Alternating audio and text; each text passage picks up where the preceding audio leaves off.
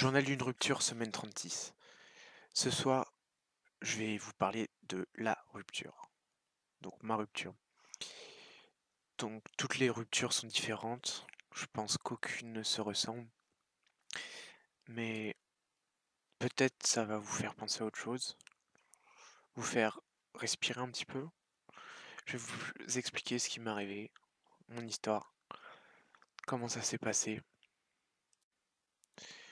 Donc ça, j'ai essayé de préparer cette vidéo pendant une semaine. Je me suis demandé qu'est-ce que j'allais bien pouvoir dire. C'est assez bizarre en fait, ça fait 36 semaines maintenant, et ça me paraît à la fois loin et à la fois proche.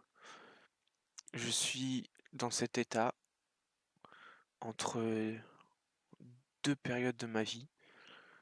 Je suis en train de passer à autre chose en fait. Je, je le sens, je me rends compte. J'y pense, je pense tous les jours à elle, mais je suis plus traumatisé par la rupture comme je pouvais l'être au début. Je j'y avec maintenant et je pense plus trop à la rupture. Les souvenirs ne sont plus aussi clairs que les premiers jours, donc les jours qui ont suivi la rupture.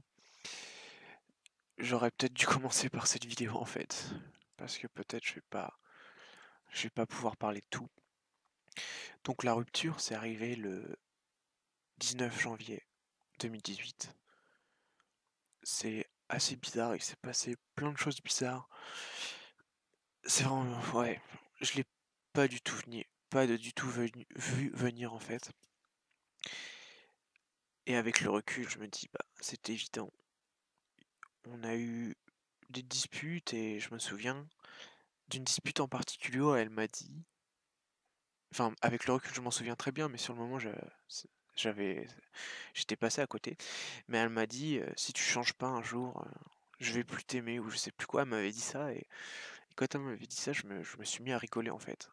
Ça m'avait vraiment fait rigoler parce que pour moi ça me paraissait tellement impossible de ne plus l'aimer, je crois que j'en ai déjà parlé dans une vidéo précédente, mais ouais, et et j'ai vraiment fait le con aussi, il y a des trucs que je regrette, je me suis vraiment mal comporté, je suis pas patient, ce genre de choses. Par exemple, on est allé à Naples, heu, il me semble, je je suis complètement paumé là, j'ai plus aucune notion du temps, je travaille tous les jours. Donc ça devait être en février, non, mars, avril peut-être, avril 2017. Donc on allait à Naples et non, c'était en mars, ouais, pour son anniversaire. On avait pris le chat, on est parti à Naples, c'était super sympa, mais on s'est disputé en fait. Donc je sais pas, j'ai dû faire une crise ou j'ai dû faire mon gamin encore et on s'est disputé le jour de son anniversaire. Et je pense que ouais, ça a vraiment été un tournant. J'ai lu quelque part que quand une personne vous quitte, elle passe un quart du temps de toute la relation que vous avez avec, elle prend un quart de ce temps pour décider de vous quitter en fait. Donc au début c'est juste une petite idée, ça gère, mais après elle essaie de vous en parler, puis et après vous vous en rendez pas compte, mais la sentence est tombée, elle a pris sa décision. Donc moi je pense vraiment que c'est à ce moment-là qu'elle a pris la décision de me quitter, je m'en suis pas rendu compte. J'étais super stressé, je devais finir mon master, ce genre de choses. Je suis vraiment tombé. En fait, je vous ai dit, je suis parti vivre à l'étranger pour être avec elle et je voyais personne à part elle. Toutes mes journées, c'était l'attente. Donc elle a travaillé et moi je finissais mon master, donc il fallait que j'écrive mon mémoire, il fallait que cherche un stage, ce genre de truc. Ouais, c'était vraiment pas cool et enfin, je me rends vraiment compte que j'étais dépressif, quoi. Tous les matins, c'était vraiment difficile de me lever. Je sais pas à partir de quand j'étais dépressif, mais je voulais plus, je voulais plus rien faire. Je m'en rendais pas compte. J'avais pas la notion du temps qui passait. Je faisais rien de productif. Je sais pas. J'ai eu mon master, mais j'ai pas travaillé à fond, quoi. Je me suis pas donné à fond et je l'ai négligé. Enfin bref. Et on a passé des bons moments ensemble. Je suis pas quelqu'un qui prend la tête et j'adore la randonnée par exemple. Et mon ex, je pense pas que ça lui plaisait. Elle en faisait avec moi, mais je pense pas que c'était son truc. Et du coup, je m'en souviens qu'à Noël, donc c'était un jour ou deux avant Noël, et j'avais fait une randonnée. J'ai fait 35 kilomètres en Allemagne, dans une réserve naturelle en Allemagne. Je suis parti à 5 heures du matin et je suis revenu à 11 heures du soir. J'ai mangé dehors, je m'en souviens. J'en ai fait plusieurs d'ailleurs, il neigeait, c'était magnifique. Il faisait vraiment froid. Je m'étais acheté un équipement d'hiver et c'était vraiment trop cool, quoi. J'avais une couverture en laine, je faisais du chocolat chaud. Je prenais les pains au chocolat et je m'en souviens, j'avais mangé indien. Un, comment ça s'appelle? Vindaloo, lame, comment on dit en français? Agneau, vindaloo, ouais, c'était super bon avec des bananes frites, c'était super. Et j'étais parti tout seul parce que ouais, j'étais déprimé, je sais pas, j'avais besoin d'être tout seul et je voulais pas l'embêter en fait. 30 kilomètres c'est vraiment beaucoup.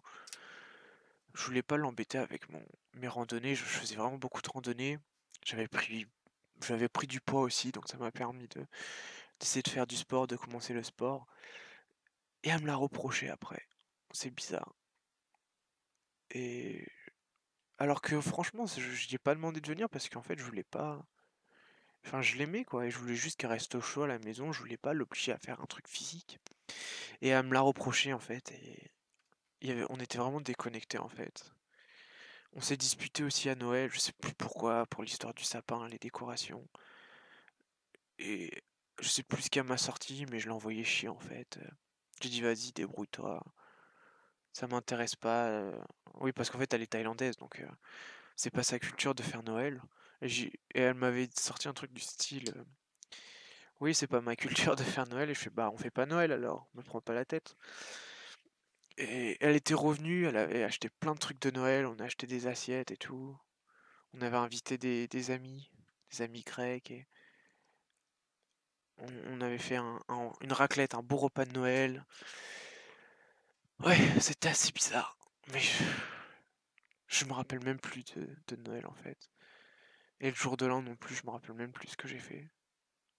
Ah oui, je m'en souviens. Ouais, c'est assez bizarre en fait. Ouais, voilà, c'est revenu. En fait, à Noël, elle est partie avec ses copines. Donc j'habitais à Aix-la-Chapelle en Allemagne. Elle était partie à Düsseldorf avec son amie. Et elle m'avait dit qu'elle reviendrait pour Noël, quoi, pour passer le repas de Noël ensemble.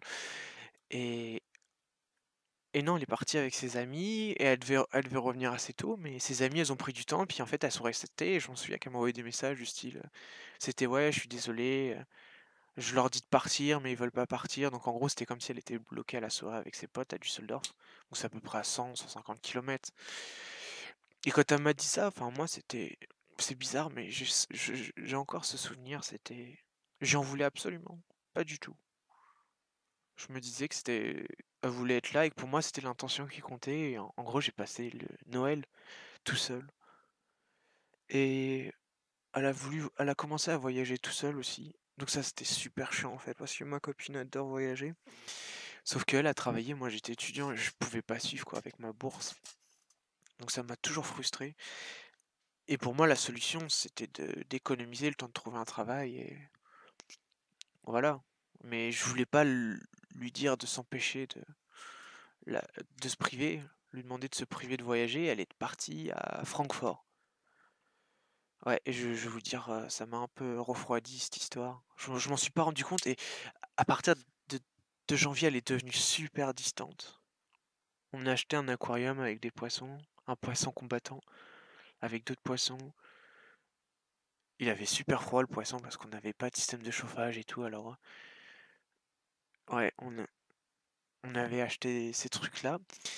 Et je suis tombé malade une semaine et elle s'est occupée de moi. Et après, elle est devenue super distante en fait, c'est bizarre. Elle revenait même plus dormir à la maison. Elle est partie. Elle partait dormir chez ses amis à Cologne. Donc c'est à peu près à 60 kilomètres Aix-la-Chapelle. Et elle rentrait pas le soir. Et là, je restais tout seul et la solitude était vraiment pesante en fait. Je me suis dit qu'il se passait quelque chose. J'ai tout de suite compris qu'il se passait quelque chose. Je me suis demandé si elle me trompait. Et j'ai demandé, elle m'a dit non. Je sais pas. Je sais pas maintenant. Et elle est elle est revenue le 19, elle a réservé un restaurant. En fait, elle m'a emmené au restaurant et je m'en souviens, on se parlait plus, quoi. J'étais vraiment dans ma bulle, je restais sur mon téléphone, on se parlait plus. On allait manger ensemble, on se parlait plus. On allait au bar, on se parlait plus. Et ça peut paraître évident avec le recul, mais quand on vit ça, c'est juste la spirale de la dépression. Il y a plus d'estime de soi-même. Enfin bref. Et elle m'a emmené dans un restaurant vietnamien. Et là, il y a ma sœur qui m'appelle, donc j'ai une relation super compliquée avec ma famille. Et il y a ma sœur qui m'appelle pour me dire que mon père va se marier. Donc mon père s'est remis avec une dame, disons pour faire rapidement, qu'elle est avec lui pour sa situation. Et que mon père est malade et qu'il a jamais voulu se marier avec elle, mais maintenant qu'il était malade, et en fait ils l'ont piloté pour se marier avec. Donc ma sœur me dit ça et déjà ça me fait un sacré choc, quoi. Et j'en parle donc à mon ex. Et après, elle me dit, j'ai quelque chose à te dire. Juste après ce coup de fil, elle me dit, j'ai quelque chose à te dire. I have something to tell you. Et dès qu'elle m'a dit ça, j'ai compris. Mais elle m'a dit, mais ça va pas te plaire. Alors, si tu veux, je te le dis plus tard. Ou maintenant. Donc forcément, quelqu'un vous dit ça. Vous vous dites plus tard ou maintenant. Non, vous voulez savoir tout de suite. Et j'ai voulu savoir tout de suite. Je voulais savoir ce que c'était, même si j'avais compris. J'avais compris, mais en fait, il y avait la partie logique qui savait que c'était ça, mais toute ma partie émotionnelle, mais non, c'est pas possible, c'est pas possible, c'est pas possible. Et donc voilà, et elle m'a dit, je suis plus amoureuse de toi comme mon mari, en fait. Elle m'a dit ça exactement comme ça. Après, elle m'a dit, t'es comme un frère ou un ami, enfin, ces conneries-là, quoi. Et putain, j'étais sur le cul. Et j'ai souri nerveusement, je fais, mais attends, ça veut dire quoi, ça? Ça faisait 4 ans qu'on passait ensemble. J'avais fait tellement de choses, et elle aussi.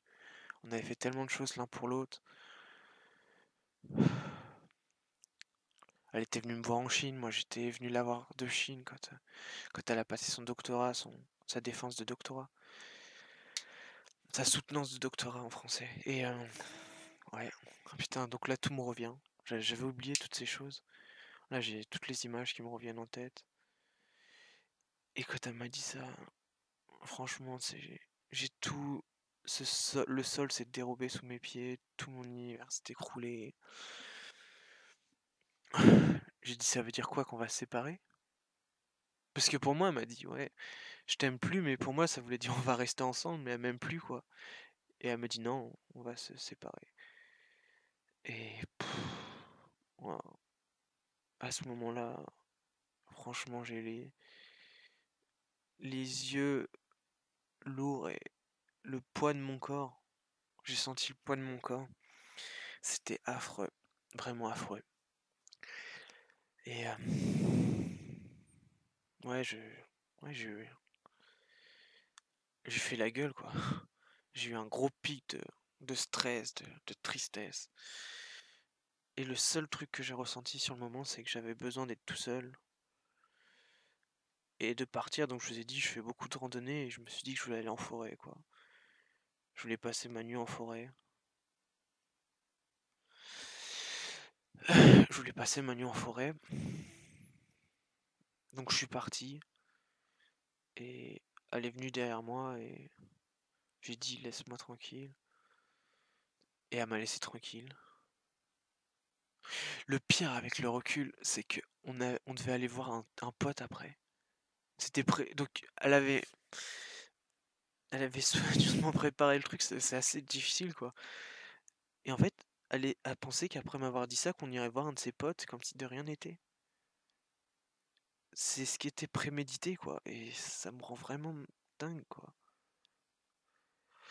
Et donc je suis parti et dès que j'ai commencé à marcher par la forêt en fait, bon je sais pas si je devrais vous dire ça, mais j'ai eu des petits problèmes, pendant mon enfance quand j'étais adolescent. J'intériorisais beaucoup j'étais la culpabilité, la souffrance et je me disais souvent c'était de ma faute et en fait je me mutilais quand j'étais petit, donc quand j'avais 12 ans, quelque chose comme ça. Donc j'ai été hospitalisé pour ça, je me scarifiais les bras parce que j'avais un gros problème d'estime personnelle. Puis ça remonte à mon enfance aussi, certains traitements. Et, et j'ai cette attirance en fait pour les lames. Ouais, ça peut paraître, je peux paraître pour un cinglé, mais en fait j'ai l'impression que il faut que je me coupe, il faut que je m'ouvre les bras parce que j'ai de la tristesse à l'intérieur de moi. Et quand je me coupe et que je saigne, j'ai l'impression que la tristesse sort par mes ouvertures en fait. Ça peut paraître vraiment cinglé de dire ça comme ça, mais c'est ce que je ressens. Maintenant, avec tout le travail que j'ai fait, toutes les recherches que j'ai fait sur la psychologie, la psychiatrie, je sais que c'est une anxiété qu'il y a à l'intérieur de moi. C'est vraiment des mécanismes primaires, c'est une sensation de mourir. Enfin bref. Et du coup, je suis retourné à l'appartement, donc avec la chapelle pour chercher un couteau, quoi. J'avais plus fait ça, la dernière fois que j'ai fait ça, j'avais 16 ans. Ouais, ouais, j'avais 16 ans, j'avais plus fait ça depuis 16 ans. Donc là, j'ai 27 ans. Donc ça fait à peu près, ouais, 10 ans, ça fait 10 ans. Et c'est vraiment pitoyable, quoi, parce que quand je suis rentré, elle le sait très bien, j'ai des cicatrices partout sur le corps. Et voilà. Et c'est assez pathétique parce que je suis vraiment dans un état de panique extrême, d'anxiété. J'ai l'impression que je meurs et je suis vraiment fou en fait. Je me dis, il faut que je fasse quelque chose pour ne plus souffrir. Donc je me concentre simplement sur ça, sur le fait de faire quelque chose pour mieux me sentir. Et du coup, elle m'a pas laissé sortir en fait. Et là, ça a été le début du roller coaster, des montagnes russes émotionnelles. Putain, ouais, ça a été la première montagne russe émotionnelle. Donc je suis passé d'un état de détresse émotionnelle extrême à un état de j'ai confiance en moi et je vais gérer ça, quoi. Je vais la reconquérir, c'est juste un problème, ça. On peut réparer ça. Et j'ai compris, oui, j'ai fait des erreurs, tout ça, d'accord. Et je vais travailler dessus, rien n'est impossible, je me disais ça. Et là, ça c'est bizarre en fait parce que on a presque fait l'amour, on s'est embrassé et tout ça. Et elle m'a dit, il faut pas qu'on couche ensemble, sinon je vais retourner avec toi. Et ça recommencera dans un mois ou deux. Elle m'a dit ça. C'est bizarre, j'ai lu certains trucs là-dessus au moment de la rupture, ça arrive qu'on couche avec son ex. Et pour elle, c'est c'est assez sadique en fait, parce que nous, on est là, dépendant de cette personne, on veut reconnecter avec elle, mais elle, en fait, elle est libérée du poids de la culpabilité. Ça fait plusieurs semaines, plusieurs mois qu'elle voulait rompre en fait. Et voilà, là, elles sont libérées et du coup, on couche ensemble. Sauf que on partage pas du tout les mêmes sentiments. Nous, on va en prendre plein la gueule et elle vient juste de finir quoi, le truc qu'elle appréhendait et tout ça. Elle vient juste, voilà. C'est comme une piqûre quand on est petit, on a vraiment peur, puis après, une fois que c'est fini quoi. Elle, elle m'a dit qu'elle allait voir ses copines, qu'elle allait passer le week-end avec ses copines. Et elle m'a dit aussi qu'elle avait préparé, elle avait dit qu'elle ferait un compte sur un site de rencontre. Elle m'a dit un peu plus tard que c'est parce que je lui avais dit que c'était pas possible pour elle de trouver quelqu'un d'autre. Ah, il semblerait que je lui ai dit ça, j'ai pas le souvenir, mais c'est possible. En fait, j'ai voulu lui dire, mais c'est pas possible que tu trouves quelqu'un d'autre, mais pas dans le sens trouver quelqu'un, mais dans le sens une connexion spirituelle et amoureuse, vraiment de s'attacher à quelqu'un. Et même encore aujourd'hui, je suis persuadé qu'elle est pas du tout attachée à son nouveau mec, que comme elle l'était avec moi. J'ai plein d'indices. Moi, après, vous allez me dire, c'est de la dissonance cognitive, je me fais des films, c'est vrai. Ouais, peut-être. C'est pour ça que je veux me barrer de cette situation et... Enfin bref. Et du coup, elle a fait un compte sur un site de rencontre et elle a rencontré un gars. C'était le 21. Le 21 janvier, ouais, je m'en souviens. Et le gars, il habitait à Cologne. C'était un procureur, un truc comme ça, quoi. Et ça me foutait trop les boules parce que je venais juste d'avoir mon diplôme et tout. J'ai fait un... J'ai passé un diplôme de commerce international avec spécialité chinois. Mais en fait, moi, mon rêve, c'est d'être commercial international, business developer, comme on dit en anglais, sur les offres d'emploi. Et du coup, j'étais frustré, quoi. Je me comparais à ce type-là, je pataugeais dans mon anxiété, je me sentais trop mal et tout. Et c'est trop con, quoi, parce que elle est partie et j'étais comme un gosse, quoi, qui perdait sa mère ou qui se faisait abandonner. Et j'ai fait un truc pitoyable, quoi. Je l'ai aidé à faire sa valise. Mais vraiment de la pure gentillesse, en fait. J'étais fou amoureux d'elle. Et je me suis dit, je l'ai aidé à faire sa valise pour qu'elle se barre chez son nouveau mec, quoi. Et au moment où j'ai fait sa valise, j'ai trouvé un préservatif dans sa valise où elle était partie quelques semaines plus tôt à Francfort.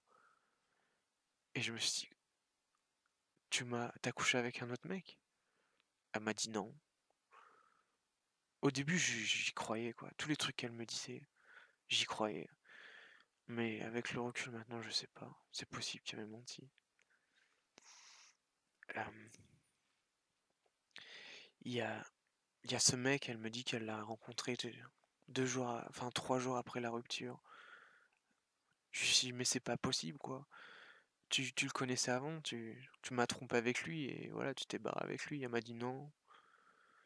Je viens juste de le rencontrer, elle est partie vivre chez lui au bout d'une semaine, quoi.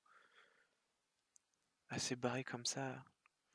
Je me suis dit que je devais vraiment être quelqu'un d'affreux pour qu'elle parte comme ça. Et ouais, je sais pas, même maintenant, je sais pas. Un petit peu avant, elle me disait qu'elle donnait des cours de thaïlandais à un gars à Cologne. Et elle rentrait pas à passer du temps avec lui. Et pareil, c'était un gars qui était avocat ou une connerie comme ça, elle m'en avait parlé. Et du coup, je me suis dit, mais ça se trouve, c'est le même gars, quoi. Elle m'a joué du pipeau, et ouais, peut-être elle m'a joué du pipeau. Peut-être elle a fait ça, mais en fait, ça hante. Ces questions tournent en boucle dans notre tête quand ça nous arrive. Mais, mais ça change quoi, en fait? J'ai pas de pouvoir sur ce qui m'est arrivé dans le passé. Ok, j'ai fait le con et tout ça, mais qu'est-ce que je peux y faire maintenant? Même si j'aurais été parfait, elle aurait pu me faire ça, quoi. C'est quelque chose qui arrive et on n'a juste pas le contrôle là-dessus. La seule chose sur laquelle on a le contrôle, c'est notre comportement. C'est notre réaction, comme on subit les choses. Et elle est partie à Cologne avec ses copines, putain, c'était tellement dur, quoi. Et là, je me suis mis à faire du sport, j'ai pu manger, j'ai perdu, je crois, 16 kilos en 6 semaines. J'ai fait du sport tous les jours, j'ai commencé le plus... En fait, c'est bizarre parce que c'était le plus facile, hein, de se lever le matin, de faire du sport, de s'imposer une discipline physique.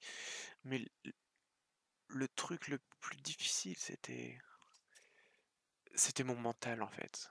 Comment gérer les choses psychologiquement, comment me comporter. C'était ça vraiment le pire. J'avais des problèmes pour chercher du travail, pour travailler et tout, parce que j'ai des problèmes de concentration. J'avais soupçonné au début de notre rencontre, d'avoir un trouble du déficit de l'attention en fait, parce que j'avais entendu une émission sur France Inter là-dessus et je m'étais reconnu dans les symptômes. J'étais voir un psychiatre, je vous l'avais dit, ça s'était mal passé. Et du coup, je me suis dit que, bah voilà, je devais avoir ça et qu'il fallait que je fasse quelque chose. Donc j'ai commencé à regarder des trucs sur Internet pour essayer de gérer mon temps de travail, tout ça et tout. Mais Donc voilà, c'était l'ascenseur émotionnel. Des fois, elle revenait et on dormait ensemble. Je crois qu'elle a dû revenir 2 fois après. Et je la serrais dans mes bras pendant qu'on dormait ensemble. Et je m'en souviens une fois, elle m'a serré dans ses bras. Et après, elle m'a dégagé, quoi. C'est comme si elle sentait. Elle dormait, donc elle était pas consciente.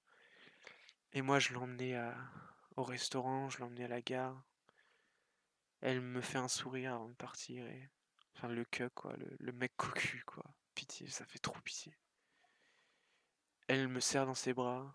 Elle me dit qu'elle m'aime, tout ça, des trucs, mais vraiment qui rendent cinglé. J'en parle à tous mes potes. Je fais, mais putain, elle m'a dit ça. Et à un moment, elle me dit, ah, t'es plus beau que jamais. Et je fais, oui, mais tu dis ça parce que. Elle me disait tout le temps, je m'en souviens. Elle me disait tout le temps, je te déteste pas, je te déteste pas, je te déteste pas. Et vous savez, le cerveau, en fait, il fonctionne pas avec des concepts négatifs, il fonctionne qu'avec des concepts positifs. Et en fait, quand elle me disait, je te déteste pas, pour moi, ça voulait dire qu'elle m'aimait. Mais que voilà, c'était pas possible et tout ça. Et à un moment, je lui dis, tu dis ça parce que tu veux te le dire à toi-même, que tu me détestes pas, c'est toi qui te pousse à te faire ça. Mais tu m'aimes. Et elle m'a dit, oui, c'est vrai, je t'aime. Et j'ai dit, mais ton nouveau mec, tu l'aimes aussi? Et elle m'a dit, oui, oui, je suis en train de tomber amoureux de lui et tout. C'est bizarre parce que ça fait 36 semaines et bon, ça fait longtemps que je l'ai stalké, mais j'ai jamais vu une photo de ce gars-là sur son profil ou quoi que ce soit. Alors que avec moi, c'était tout le temps des photos et tout ça, à montrer à toutes ses copines. Donc je sais pas, enfin bref, c'est pas important, mais il y avait plein de petits signes comme ça, je me disais qu'il y avait encore moyen. Genre on va au restaurant, elle me dit ah, j'ai hâte de te voir dans le futur, tu vois? Du style, on va se remettre ensemble dans le futur, mais vraiment quoi, c'était flagrant. Et elle est partie à un mariage en Thaïlande là cet été, et elle m'a dit ah, j'espère que tu viens avec moi. Après m'avoir quitté, elle m'a dit oui. Si son patron, en fait, son boss a travaillé dans un centre de recherche et elle est très proche de son supérieur hiérarchique. On est allé plusieurs fois manger chez elle. Elle habitait juste à côté de chez nous. Et elle me disait, ah bah tu pourras venir avec moi au dîner alors qu'on n'était plus ensemble, quoi. Enfin, c'était vraiment trop bizarre, quoi. Un truc vraiment pas sain du tout, quoi. Et il y a un truc qui me faisait vraiment chier, c'est que je voulais reprendre le contrôle, en fait. Là, j'étais complètement à ses pieds, à sa merci. Et je supportais pas ça, quoi. Je faisais que subir. Et je savais quand est-ce qu'elle venait. Et je voulais pas la voir parce que je savais que j'allais me prendre que des trucs dans la gueule. Et j'allais courir. Quand il y a 1 ou 2 fois, je voulais pas la voir et je suis parti courir. Et il neigeait, j'étais en short dehors et tout. Je, cou- je, je courais jusqu'à en cracher mes poumons. Et après, vraiment, je m'en souviens, mes doigts, mes mains qui glaçaient, quoi. Et je décide de retourner à la maison pour voir si elle est là ou pas. Et en fait, elle est pas venue. Pile, les seules fois où je voulais pas la voir et je prenais la décision de pas la voir, et ben elle venait pas en fait. Et du coup, j'avais cette impression que j'avais absolument aucun contrôle, même quand j'essayais de reprendre contrôle de la situation, et j'y arrivais pas. Donc c'était comme ça et tout, puis il y a aussi ce truc bizarre qu'on se disait. Dès que je l'ai rencontré, je lui ai dit, ah. Donc je lui ai dit, je suis athée et je crois pas du tout en ces trucs-là et tout, mais j'ai dit, ah, c'est bizarre, j'ai l'impression que je te connais. J'avais ce sentiment depuis. Dès qu'on s'est rencontrés, c'est comme vraiment un baril de poudre avec une traînée de poudre. Quelqu'un a mis une étincelle et ça a pris d'un coup, quoi. Et je lui disais, ah, j'ai l'impression que je te connais. Et j'avais ce sentiment, j'ai l'impression que je te connais. Et même encore maintenant. Mais comme si je le connaissais d'une vie précédente, ou je sais pas. Et elle me dit, ouais, moi aussi, moi aussi. Et, euh, et je dis, bah, on doit être âme sœur alors. Et elle me dit, ouais. Donc on se disait qu'on était âme sœur. Et trop bizarre quoi parce que donc là il y a 1 mois qui passe, 2 mois qui passent et donc c'est ça le pire en fait, c'est les montagnes russes Des fois, tu te sens super mal, t'as envie de mourir et tout. Et des fois, t'as super confiance en toi, tu te dis, ouais, je vais réparer ça. C'est, je sais plus comment ça s'appelle, là. Il y a une courbe justement. En psychologie, il y a une courbe sur comment on encaisse un choc. Donc ça s'appelle la courbe de Kramer, je sais plus, je me rappelle plus du nom exact, mais en gros, vous tapez sur internet courbe, choc ou deuil. Et en fait, ça commence par le déni, et c'est vraiment, vraiment ça. Ensuite, ça descend, la courbe descend et ça passe à la colère, parce qu'on comprend pas, on trouve ça injuste et tout ça. Et ça continue de descendre, et là on passe au marchandage. Donc on essaie de réparer tout ça, et après on touche le fond. Et là c'est la dépression.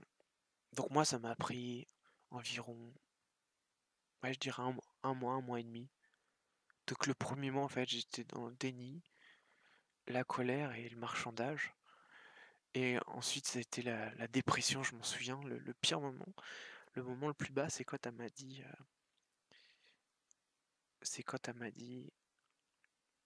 je lui dis ouais mais on est fait pour être ensemble, t'es mon âme sœur et tout ça. Je lui disais ça quoi, ça, c'était le truc à surtout pas faire quoi. Je l'appelais quand elle travaillait, elle en avait marre de moi. Et j'ai dit mais je suis ton âme sœur, pourquoi tu fais ça? Est-ce que je suis ton âme sœur? Et là il y a même pas eu de silence, elle m'a dit oui. Elle m'a dit que j'étais toujours son âme sœur, alors qu'elle m'avait quitté depuis un mois, 2 mois, 3 mois, je sais plus. Et là je me suis senti super bien en fait. Super bien parce que je me suis dit bah si c'est mon âme sœur c'est bon, je peux la laisser partir. On se reverra quoi. Et du coup je fais ouais merci puis j'ai raccroché. Et donc j'ai monté, après j'ai redescendu, mais si je suis son âme sœur, pourquoi elle gâche du temps? Pourquoi elle me quitte maintenant? Pourquoi elle me fait ça maintenant et tout ça? Et là ça a été super chiant quoi. Donc la dernière fois que je l'ai vue c'était... Ouais, c'était avant son anniversaire. Son anniversaire c'est le 28 mars. On allait dans un restaurant japonais et elle m'a dit qu'elle partait en vacances avec son mec. Et là, ça m'a trop fait mal parce que j'avais l'impression de simplement être un accessoire pour elle, pour partir en vacances. Et que voilà, elle avait trouvé quelqu'un pour me remplacer. Je crois que j'en ai déjà parlé de ça, mais on mangeait encore au restaurant, quoi. Et, euh, et je l'ai serré dans mes bras, je m'en souviens, au moment de partir. J'aurais même pu l'embrasser.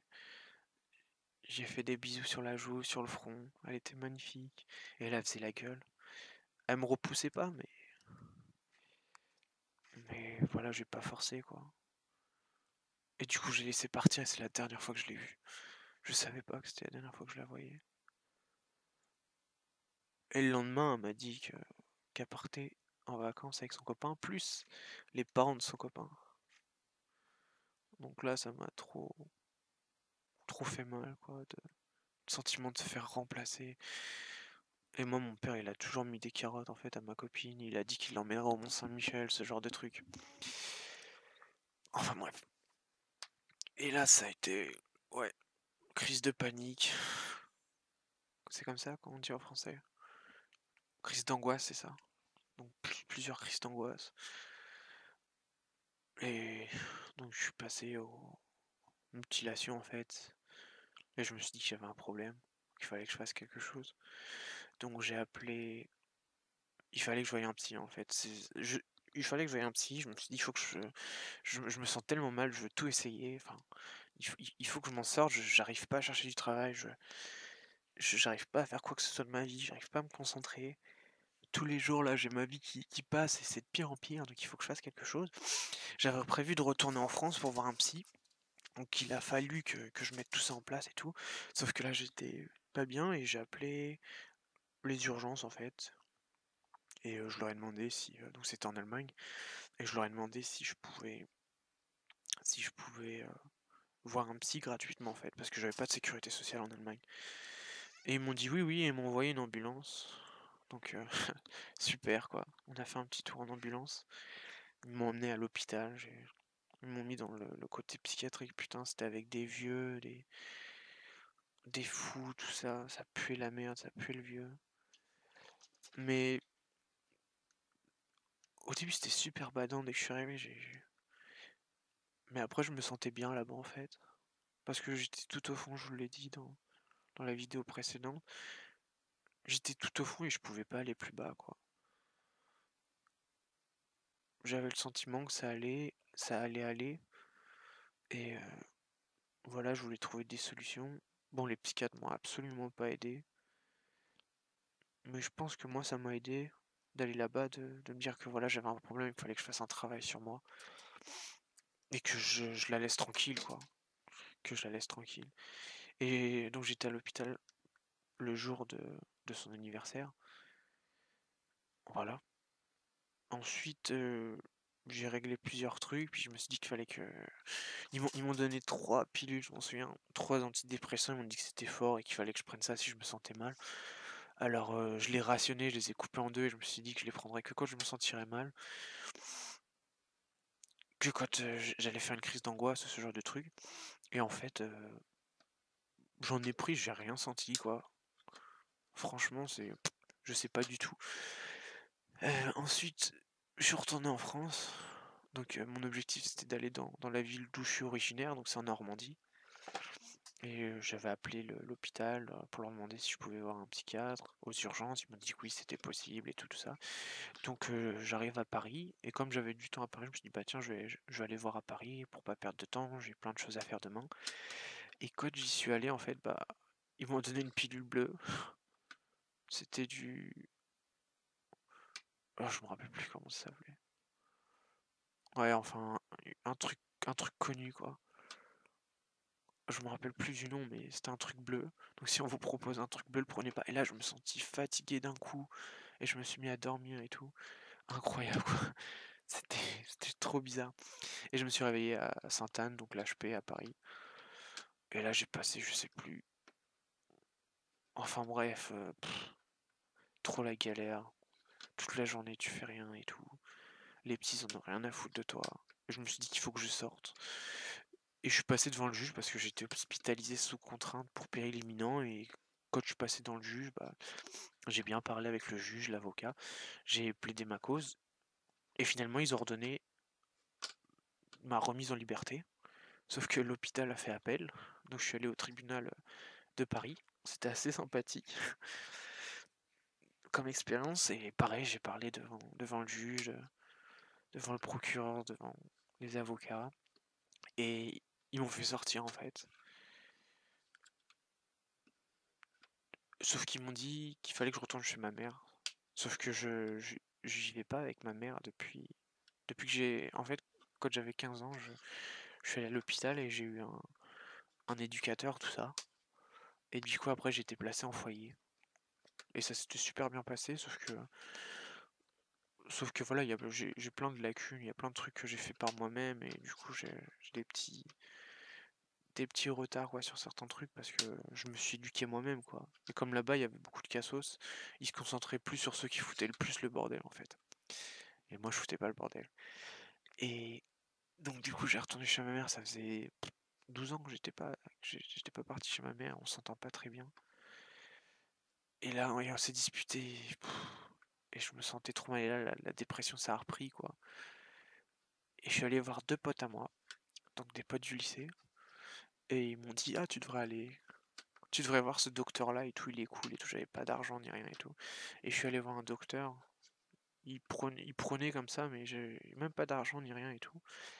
Et il m'a proscrit, je sais plus quoi, comme médicament. Et des trucs, je lui ai dit que j'étais vraiment dépressif, qu'il me fallait quelque chose et tout ça. Et il m'a proscrit 2 trucs,